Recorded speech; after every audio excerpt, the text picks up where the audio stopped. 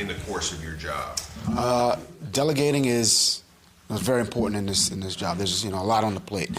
As far as there being things that I'm surprised about, not really. Just I've had a lot of conversations with a lot of head coaches in this league, and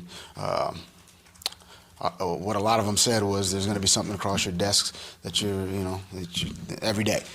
So you got to be ready to deal with that. So that was kind of my approach coming in. It's something, being adaptable is something, is a mantra of mine and our team, adapt or die is, what I say a lot of the times. So delegating is definitely a part of that. I think, when you're in a leadership position, part of that is allowing other people to lead as well. So I feel like that's something I try to do well, and obviously I can get better. And look, every day it's new. It's all new. It's all a process. There's some things that next time I'll do that a little bit better. I think we all deal with things like that. But yeah, the process has been good so far. Do you have a go-to assistant, somebody you'd like to be like a right-hand man, so to speak, out of your group of assistant coaches as you take this? We've got a great staff, so pick any of the 20 guys. They're all my right-hand men. We work well together. Try to put a staff together that embodies the things that I want our team to reflect. I want them to be tough. I want them to be smart. I want them to work well together. And we have a group that does that. They're great teachers. So when we talk about technique and fundamentals, I harp to the players that these guys that are coaching you, they know what they're talking about. So listen, try to improve, and you'll get better. How has this experience in the past 2 months, you said it's been a whirlwind, a personal question, how has your mother's passing kind of affected that, or how have you dealt with that in the scope of the job? That was obviously hard. She's someone I think about on a daily basis. I wish she was, here to kind of enjoy this with us, but she's with me all the time. She was.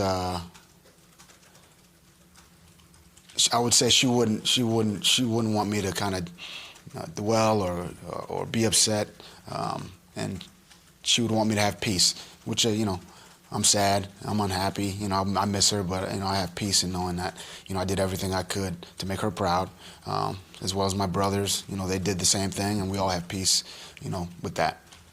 I don't know if you have heard this from the national media, whether it be national or local, but a lot of things I keep hearing is that you're going to do it in some ways the Patriot way. How important is it to establish your own identity with this team?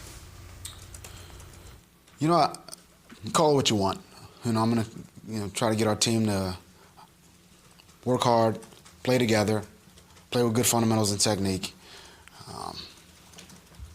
play as a team, try not to be, put the team first. You got to try to get 11 guys to play together, and that's a hard thing to accomplish, as a coach. And that's my goal. You can call it whatever you want. You can call it Patriot way, but to me, it's just trying to coach and play good football. Ryan Fitzpatrick playing football in a regular game even.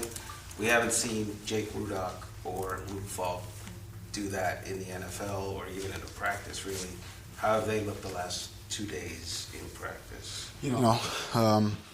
Jake and Luke, just like everyone else, they're working hard. They are doing everything possible to try to improve their techniques, their fundamentals, footwork, throwing the football, ball handling, all the really fundamental things that they're working hard. They're doing a good job. Really, all 3 quarterbacks, and we're excited to see what they can do, moving forward. When you and your staff watch film of Mike Gesicki and what he did as a rookie, what, if anything, gave you guys encouragement, things you can build on, potential strengths from Mike? Mike's a good young player, talented. Like everyone else on this team, there's places where he can improve, get better, develop. And as a young player, there's a lot of room for development, I would say, and really as an older player as well. So Mike's working hard. we see what everyone else sees. I mean, he's got size, he's got speed, he can catch the ball. There's things that everyone can work on, and he's working on those things, and he's done that. He's done a good job these last couple of days. We spoke with Chris Grier yesterday about the draft, and he's got the last word. How much of an influence do you have in the draft, specifically the first round, and how much influence do you want for that process?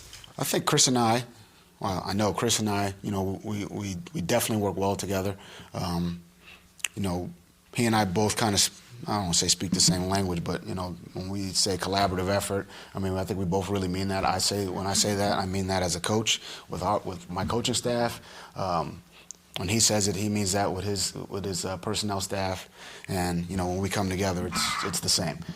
So with the draft coming up, and obviously we're going to make some selections or make some decisions. I think the both of us we've had and we will have discussions about players, situations, scenarios, and we'll make a decision together to that we think is best for the Miami Dolphins. When it comes to evaluating college players, what is the most important thing? Is it production on tape? Is it body fit? What is the most important thing to you? I think it's a combination of the things production,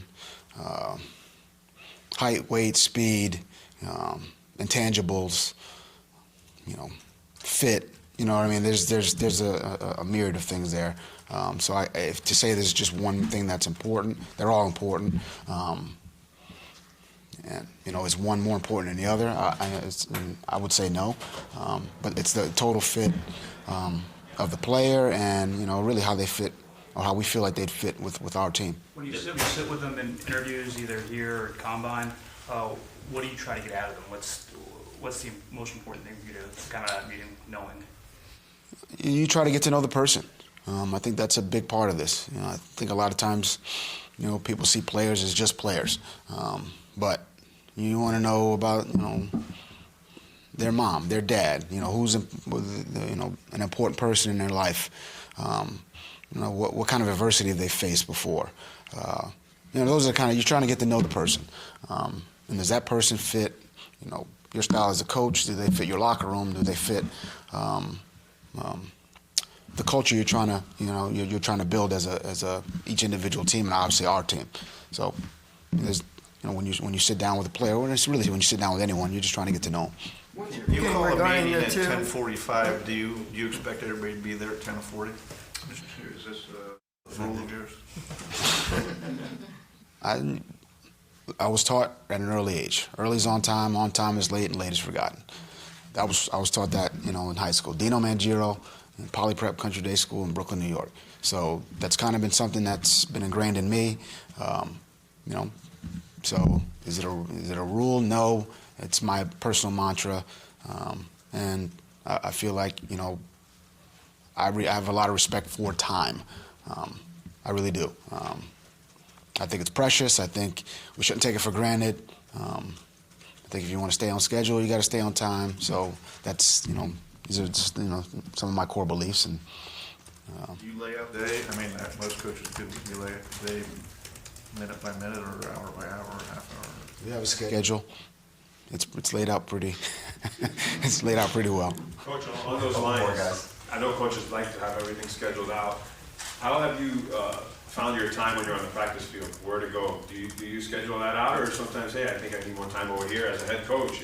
I mean, yeah, we like to schedule things, but in this game, you got to be able to adapt. When I'm out on the field, it's more of a feel thing. Spend time with the quarterbacks, spend time with the offensive line, spend time with the defensive line, spend time with the safeties. Go watch the punter walk his lines. It's just you got to do a little bit of everything. So that's more of a feel thing.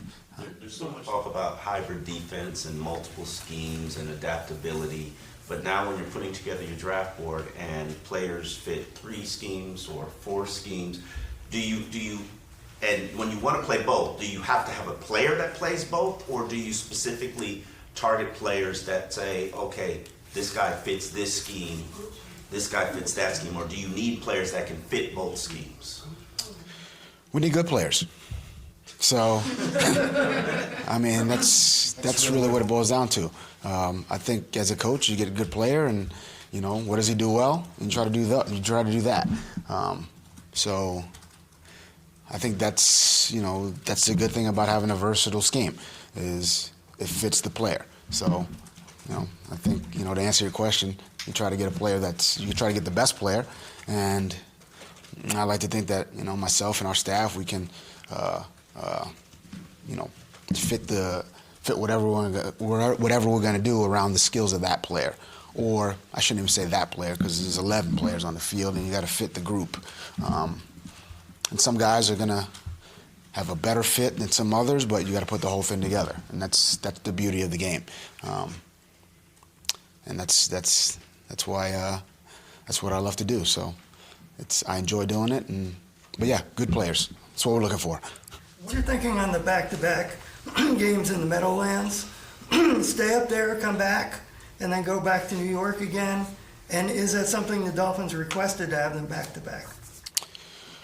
That's so far down the line that I'm going to go ahead and say that we had a brief conversation about it, but nothing's been set in stone yet. So when it is, I'll let you know. We'd all like to stay. Yeah, we'd all Last question, guys. Not all of us. Brian, from watching tape when they were in college and over the last couple of months, if you could speak both on Raekwon and then Jerome on things you liked about each of their skill sets. Raekwon, big, fast, physical. I mean, this is not on film, but good leadership, smart. They play a few different positions. Good young player. Jerome, again, another skilled player, fast, good tackler. Raekwon's a good tackler as well.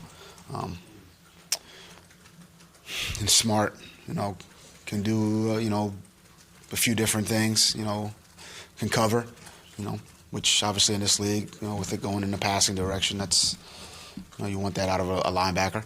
So both good young players. We're happy to have them both. All right, thanks guys. Thank you.